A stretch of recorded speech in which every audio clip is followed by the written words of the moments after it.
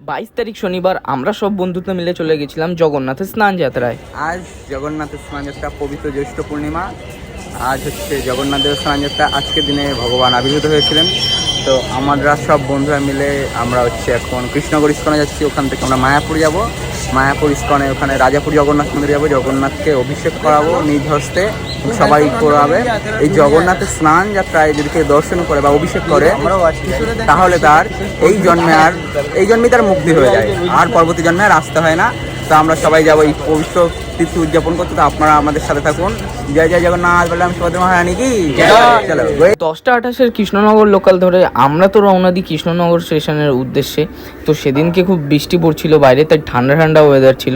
তা কৃষ্ণনগর স্টেশনে নেমে স্টেশন চত্বর থেকে বেরিয়ে কিছুটা হাঁটা পথেই আমরা টোটো ধরে চলে আসি শ্রী শ্রী রাধা মাধব মন্দিরে। আর এখানেই ছিল জগন্নাথের স্নান যাত্রা। বৃষ্টি মাথায় করে আমরা তো চলে আসি শ্রী শ্রী রাধা মাধব মন্দিরে। আর এখানে এসে দেখি জগন্নাথের স্নান যাত্রা অলরেডি শুরু হয়ে গেছে। তাই আমরা দেরি না করে একে একে আমরাও জল ঢেলে দিই জগন্নাথের মাথায়। জগন্নাথকে অভিষেক করানোর শেষে বাইরে গিয়ে দেখি তখনও কমেনি বৃষ্টি। তাই আমরা দেখতে চলে আসি বড় জগন্নাথ, সুভদ্রা আর বলরামকে। আর এখানে এসে দেখি কৃষ্ণ সংকীর্তন চলছে।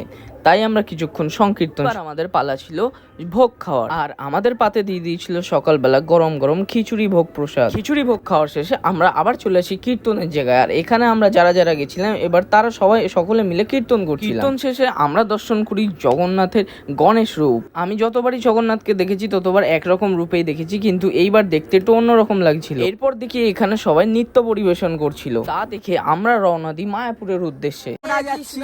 মায়াপুর নৃসিংহতলায় আমরা নেমেছি। নৃসিংহতলা থেকে আমরা হেঁটে হেঁটে হেঁটে হেঁটে মায়াপুরে যাচ্ছি। আপনারা দেখুন, এটা হচ্ছে সেই পরিক্রমা রাস্তা, মানে মহাপ্রভু এই রাস্তা থেকে পরিক্রমা করে গেছিল। এটা হচ্ছে আমাদের পরিক্রমা মার্গ। বছরে যে নবদ্বীপ পরিক্রমা হয়, এই যে সেই রাস্তাটা নবদ্বীপ পরিক্রমা। তো আমরা এখন পরিক্রমা করছি, আপনারা সাথে থাকুন। হরে কৃষ্ণ হরে কৃষ্ণ হরে। আমরা পরিক্রমা করে চলে আসি হুলোর ঘাটে, যেখান থেকে মাত্র 3 টাকা দিয়ে টিকিট কেটে চলে যাই লঞ্চে করে ওই পারে। এবার আমরা যাচ্ছিলাম আরেক জায়গায় জগন্নাথকে দর্শন করতে। আর এখানে এসে দেখি অলরেডি জগন্নাথের আরতি শুরু হয়ে গেছে।